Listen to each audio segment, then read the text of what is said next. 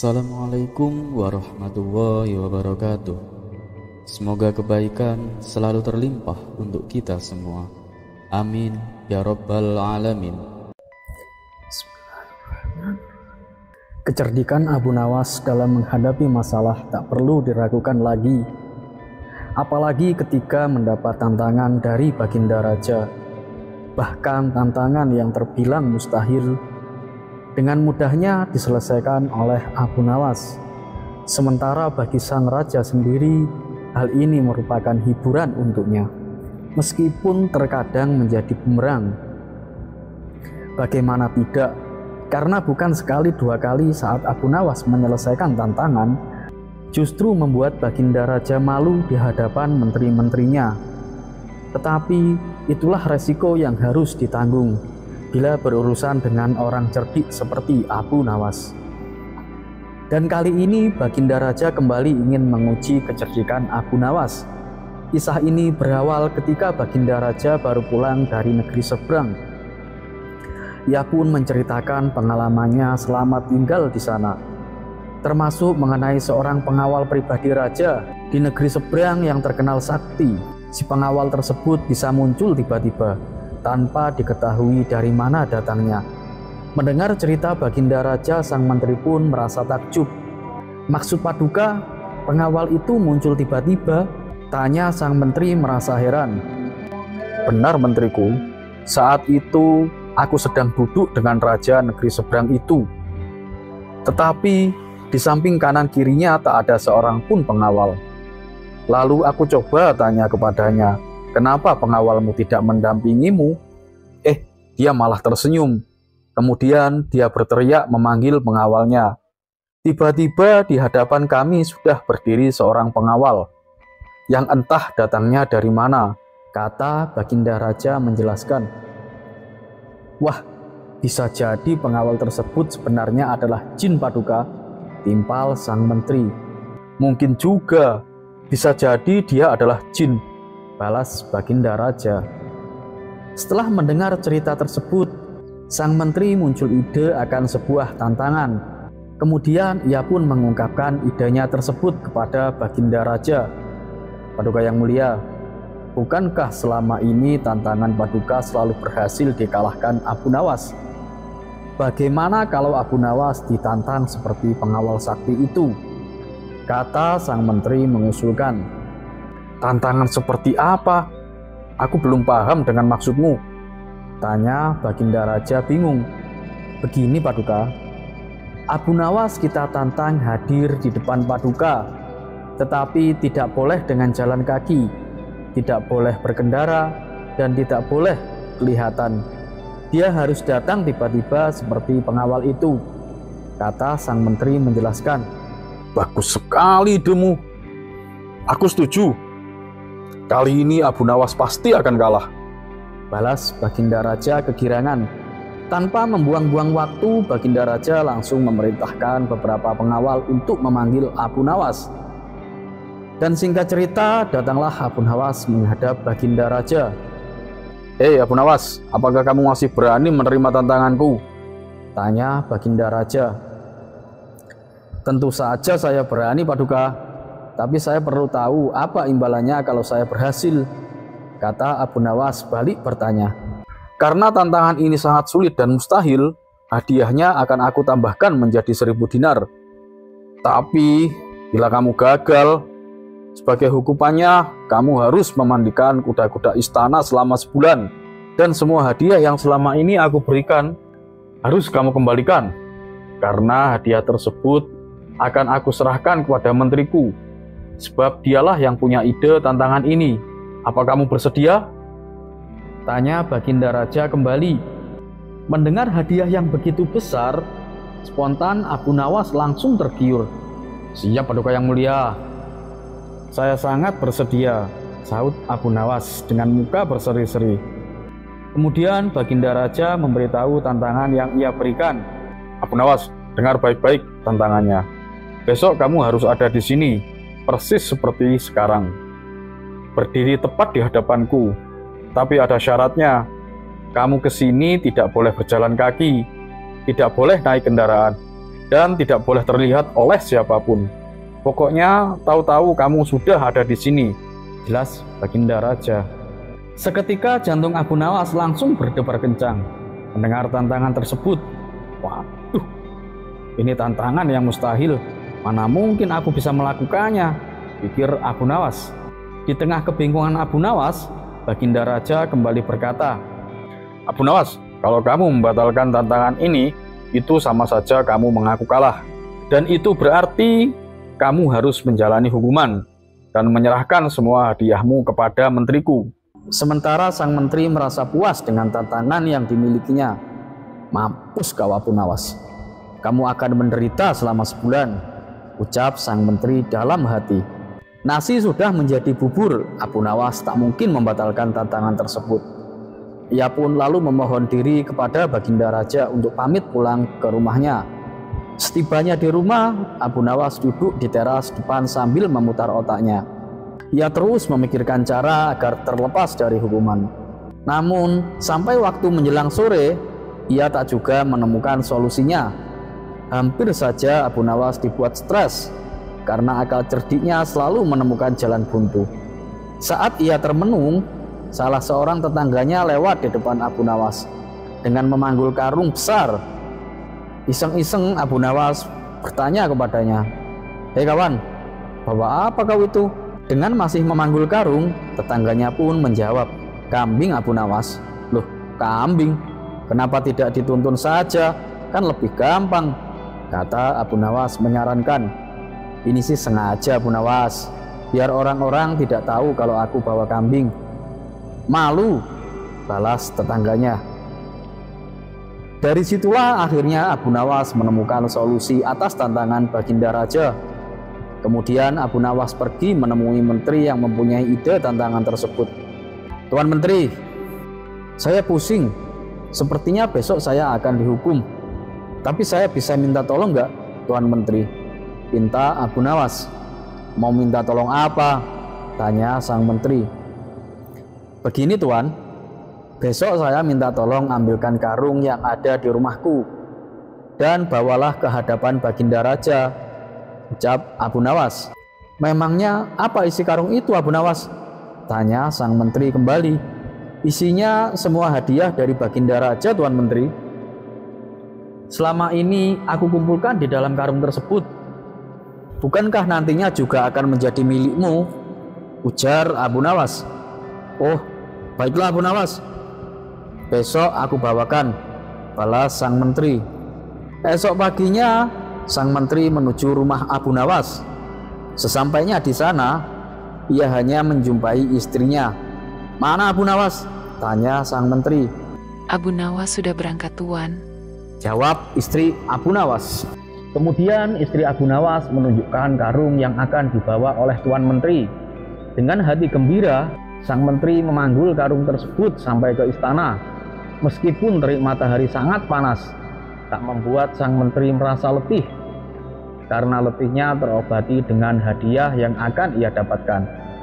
Setelah sang menteri tiba di istana, ia pun segera menghadap Baginda Raja. "Itu apa yang kau bawa? Dan mana Abu Nawas?" tanya Baginda Raja. "Bukankah Abu Nawas sudah ke sini Baginda? Kata istrinya, ia sudah berangkat dari pagi Paduka." "Nah, kalau karung ini isinya semua hadiah yang Abu Nawas kumpulkan," jawab sang menteri. "Mana? Sampai saat ini Abu Nawas belum kelihatan." "Ya sudahlah, kita tunggu saja sekarang. Buka ikatan tali karung itu, aku ingin melihat isinya." Sang menteri pun langsung membuka ikatan tali karung tersebut. Ketika karung itu terbuka, tiba-tiba muncul Abu Nawas dari dalam karung. "Hamba sudah di sini Paduka, seperti yang Paduka inginkan, tidak berjalan kaki, tidak berkendara, dan tidak diketahui oleh siapapun," ujar Abu Nawas. Sontak Baginda Raja dan menteri terkejut dibuatnya. Baginda Raja pun langsung tertawa terbahak-bahak dengan tingkah Abu Nawas. "Kamu memang cerdik Abu Nawas, dan kamu gila. Masa sembunyi di dalam karung?" uji Baginda Raja sambil terus tertawa. Sementara sang menteri yang punya ide tantangan ini malah mendapat sial. Bukan hanya ia gagal mendapatkan hadiah, Tapi tanpa ia sadari, ia malah membantu Abu Nawas dalam menjalankan tantangannya. Terlepas apakah cerita ini adalah cerita fiksi atau kenyataan, teruslah berbuat kebaikan. Karena ketahuilah, kita mungkin tahu berapa umur kita sekarang, tapi ada yang tahu berapa sisa umur kita. Dan seperti biasa, kisah selanjutnya. Selama ini Abu Nawas dikenal sebagai tokoh sufi yang nyeleneh dari Baghdad. Namun ternyata dia juga adalah seorang ulama sufi yang sangat menguasai ilmu agama. Di sela-sela kesibukannya bolak-balik ke istana, Abu Nawas selalu menyempatkan waktu untuk mengajar murid-muridnya. Ia juga sering kedatangan tamu yang bertujuan hanya bertanya tentang masalah agama. Suatu hari saat Abu Nawas sedang mengajar, datanglah seorang tamu pertama menghadap Abu Nawas. "Wahai Tuan Abu, manakah yang lebih utama, orang yang mengerjakan dosa-dosa besar atau orang yang mengerjakan dosa-dosa kecil?" Abu Nawas pun menjawab, "Tentu yang lebih utama adalah orang yang mengerjakan dosa-dosa kecil." "Lantas, mengapa demikian Tuan Abu?" tanya tamu itu kembali. "Sebab lebih mudah diampuni oleh Allah," balas Abu Nawas. Tamu pertama itu pun merasa puas dengan jawaban Abu Nawas, karena sejatinya ia yakin memang seperti itu. Selanjutnya datang tamu kedua menemui Abu Nawas. Ia pun juga menanyakan persoalan yang sama. "Wahai Tuan Abu, manakah yang lebih utama, orang yang mengerjakan dosa besar atau orang yang mengerjakan dosa kecil?" Abu Nawas pun menjawab, "Yang lebih utama tentu orang yang tidak mengerjakan keduanya." "Lantas, mengapa demikian wahai Tuan Abu?" tanya tamu itu kembali. "Jadi dengan tidak mengerjakan keduanya, tentu tidak memerlukan pengampunan dari Allah," jawab Abu Nawas. Tamu kedua itu pun bisa menerima dan memahami atas jawaban Abu Nawas itu. Tidak lama berselang, datanglah tamu ketiga menemui Abu Nawas. Tamu tersebut juga menanyakan hal yang sama. "Wahai Tuan Abu, manakah yang lebih utama, orang yang mengerjakan dosa besar atau orang yang mengerjakan dosa kecil?" Abu Nawas pun menjawab, "Yang lebih utama tentu orang yang mengerjakan dosa-dosa besar." "Lantas, mengapa demikian wahai Tuan Abu?" tanya tamu itu kembali. "Sebab pengampunan Allah kepada hambanya sebanding dengan besarnya dosa hamba itu," jawab Abu Nawas. Mendengar jawaban Abu Nawas membuat tamu ketiga ini puas. Ia pun lalu pamit pulang. Dan ternyata selama Abu Nawas menerima ketiga tamu tersebut, ada salah satu muridnya yang selalu memperhatikan percakapan antara Abu Nawas dan tamu-tamunya itu. Sang murid merasa bingung dengan jawaban Abu Nawas. Kenapa satu pertanyaan yang sama tapi jawabannya berbeda-beda? Karena merasa penasaran, ia pun memberanikan diri menanyakan hal itu kepada Abu Nawas selaku gurunya.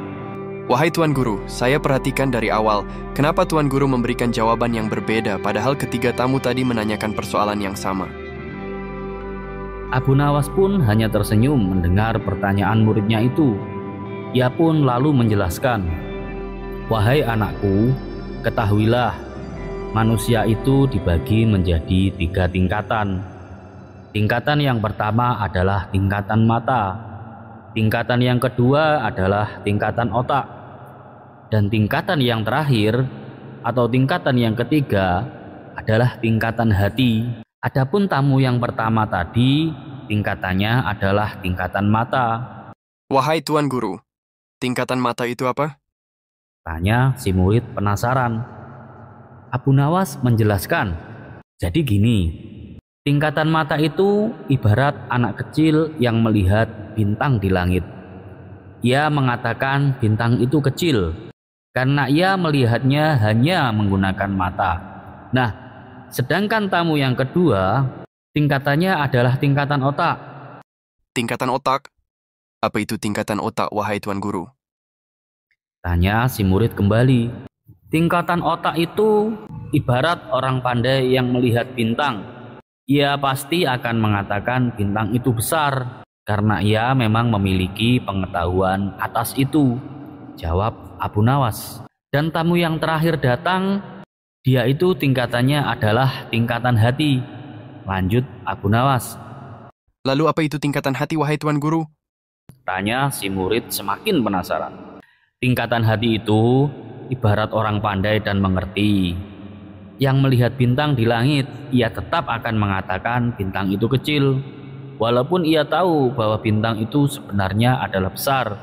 Karena bagi orang yang mengerti, tidak ada sesuatu apapun yang lebih besar dibandingkan dengan kebesaran Allah, jawab Abu Nawas. Setelah mendengar semua penjelasan gurunya itu, si murid menjadi paham kalau gurunya memberi jawaban sesuai dengan kapasitas si penanya. Itulah kenapa satu pertanyaan menghasilkan 3 jawaban yang berbeda. Dari kisah ini kita tahu kalau setiap manusia memiliki tingkat pemahaman yang berbeda, maka bijaklah menyampaikan sesuatu sesuai dengan kapasitasnya. Kisah selanjutnya. Raja Harun al-Rasyid merasa geram dengan sikap Abu Nawas. Beberapa kali Abu Nawas sudah membuat dirinya malu di depan para pejabat kerajaan. Muncul rasa dendam di hatinya. Akhirnya sang raja hendak membuat jebakan untuk Abu Nawas.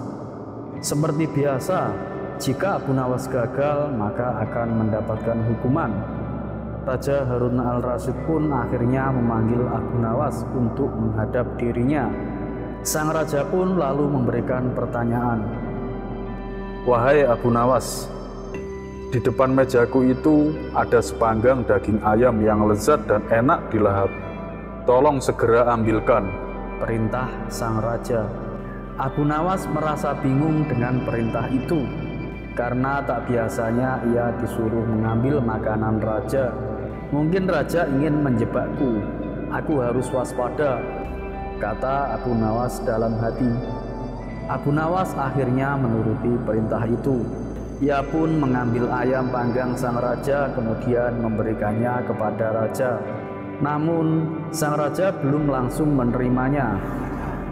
Ia bertanya lagi, Abu Nawas, di tangan kamu ada sepotong ayam panggang lezat. Silahkan dinikmati. Raja memberikan perintah lagi. Baru saja Abu Nawas hendak menyantap ayam panggang tersebut, tiba-tiba raja berkata lagi, tapi ingat Abu Nawas, dengarkan dulu petunjuknya. Jika kamu memotong paha ayam itu, maka aku akan memotong pahamu. Dan jika kamu memotong dada ayam itu, maka aku akan memotong dadamu. Tidak hanya itu, jika kamu memotong dan memakan kepala ayam itu, maka aku akan memotong kepalamu. Akan tetapi, kalau kamu hanya mendiamkan saja ayam panggang itu, akibatnya kamu akan digantung. Pinta sang raja kepada Abu Nawas. Abu Nawas pun merasa bingung dengan petunjuk yang dititahkan rajanya. Di dalam kebingungannya, ia semakin yakin jika hal itu hanyalah akal-akalan sang raja demi untuk menghukumnya. Tak cuma Abu Nawas saja yang tegang, melainkan semua pejabat kerajaan yang hadir di istana tampak tegang pula. 10 menit lamanya Abu Nawas hanya membolak-balikkan ayam panggang itu. Kemudian Abu Nawas mulai mendekatkan ayam panggang itu tepat di indera penciumannya. Para hadirin yang datang atas undangan raja mulai bingung dan tidak mengerti apa yang dilakukan Abu Nawas. Kemudian terlihat Abu Nawas mencium bagian pantat ayam bakar itu yang kelihatan sangat lezat. Jika saya harus memotong paha ayam ini, maka Baginda akan memotong pahaku. Jika saya harus memotong dada ayam ini, maka Baginda akan memotong dadaku. Jika saya harus memakan dan memotong kepala ayam ini, Baginda akan memotong kepalaku. Tetapi coba lihat, yang saya lakukan adalah mencium pantat ayam ini, kata Abu Nawas. Apa maksudmu, wahai Abu Nawas? Tanya Baginda Raja. Maksud saya adalah, kalau saya melakukan demikian, maka Baginda juga akan membalasnya demikian, layaknya ayam ini. Nah, saya kan hanya mencium pantat ayam panggang ini saja, maka Baginda juga harus mencium pantat saya, jelas Abu Nawas. Sontak saja penjelasan Abu Nawas itu membuat para pejabat yang hadir menahan tawa, tetapi ragu-ragu karena takut dihukum raja. Sementara itu, raja yang mendengar ucapan Abu Nawas mulai merah mukanya karena malu untuk kesekian kalinya. Untuk menutupi rasa malunya, raja memerintahkan Abu Nawas untuk pulang dan membawa pergi ayam panggang yang lezat itu. "Wahai Abu Nawas, cepatlah pulang, jangan sampai aku berubah pikiran," kata sang raja. Ketika sampai di rumah, Abu Nawas mengundang tetangganya untuk berpesta ayam panggang. Untuk kesekian kalinya, Abu Nawas kembali sukses mempermalukan Raja Harun al-Rasyid di depan para pejabatnya. Kisah selanjutnya, Abu Nawas dan pohon yang bisa berbicara. Karena seringnya membongkar kasus penipuan, membuat komandan prajurit mendapat penghargaan dari Baginda Raja. Dan berkat sepak terjang sang komandan, maraknya kasus penipuan berangsur-angsur menurun. Saat proses pemberian penghargaan berlangsung, Baginda Raja berkata, "Kamu hebat, tidak salah aku mengangkatmu sebagai komandan." Puji Baginda Raja. Ia pun memberikan hadiah 10.000 dinar sebagai penghargaan atas jasa sang komandan. Cara apa yang kau gunakan sehingga bisa dengan cepat memberantas banyaknya kasus penipuan? Tanya Baginda Raja. Dengan sombongnya, sang komandan menjawab, "Itu mudah saja, Paduka. Saya sudah tahu berbagai macam tipuan, makanya dengan mudah saya tuntaskan. Saya ini orang yang tidak bisa ditipu, Paduka." Baginda Raja pun memuji kinerjanya sebagai komandan prajurit yang berprestasi. Sementara itu, Abu Nawas yang juga hadir berkata di hadapan Baginda Raja, "Pekerjaan seperti itu menurut saya sangat mudah dan tidak berat." Perkataan Abu Nawas ini membuat sang komandan merasa tersinggung. "Hei Abu Nawas, kau berkata demikian karena kau tidak bisa menipuku," ujar sang komandan. "Kau mungkin bisa menipu semua orang, bahkan kepada Paduka yang mulia. Tapi ketahuilah, kau tidak akan bisa menipuku," kata sang komandan melanjutkan. "Sayang sekali aku tak bisa meninggalkan istana begitu saja. Kalau bisa, pasti aku akan bisa menipumu dengan sebuah pohon yang bisa berbicara," timpal Abu Nawas. "Mana ada pohon yang bisa berbicara? Kamu jangan menghayal, Abu Nawas," balas sang komandan. "Aku bisa membuktikannya dengan membawa pohon itu kemari," sahut Abu Nawas. "Ayo kita buktikan, aku tunggu di sini. Pergilah dan ambil pohon itu, lalu kembalilah kemari," balas sang komandan. Tidak terima kemudian Abu Nawas bertanya kepada Baginda Raja, "Bagaimana Paduka? Apakah Paduka mengizinkan saya untuk pergi sebentar untuk mengambil pohon yang bisa berbicara?" Baginda Raja pun menjawab, "Silahkan Abu Nawas, pergilah dan ambillah pohon itu." Setelah mendapatkan izin dari Baginda Raja, Abu Nawas pun berkata, "Baiklah wahai komandan, tunggulah aku di sini. Aku akan segera kembali dengan membawa pohon yang bisa berbicara," tutur Abu Nawas. Maka pergilah Abu Nawas meninggalkan istana. Namun setelah 1-2 jam berlalu, Abu Nawas tak kunjung datang. Sampai waktu malam tiba, sang komandan masih menunggu. Tetapi Abu Nawas tak datang juga. Karena dirasa Abu Nawas tidak akan datang, sang komandan berkata kepada Baginda Raja, "Sepertinya Abu Nawas tidak berani datang, Paduka. Dia pasti takut karena ketahuan bohongnya.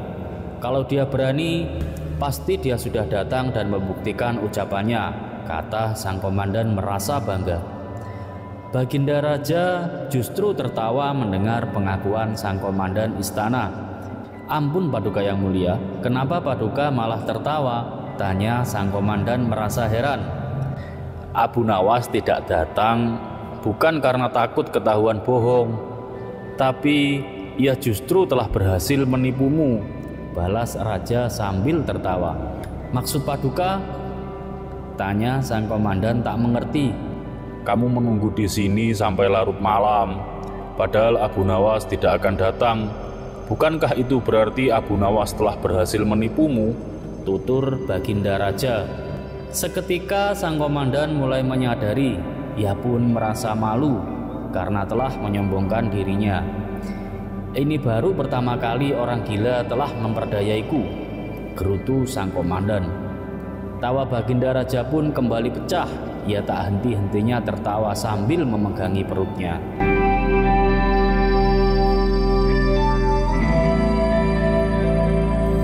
Kisah ini mengajarkan kita bahwa kesombongan adalah awal dari kelemahan. Sang komandan terlalu percaya diri, bahkan merasa dirinya tak bisa ditipu. Padahal dalam kehidupan ini tidak ada manusia yang sempurna dan bebas dari kesalahan. Terkadang kemenangan sejati tidak datang dari kekuatan atau jabatan, tapi dari kebijaksanaan dan kelapangan hati. Terima kasih, dan jangan lupa untuk like, share, dan subscribe untuk kisah hikmah selanjutnya. Wassalamualaikum warahmatullahi wabarakatuh.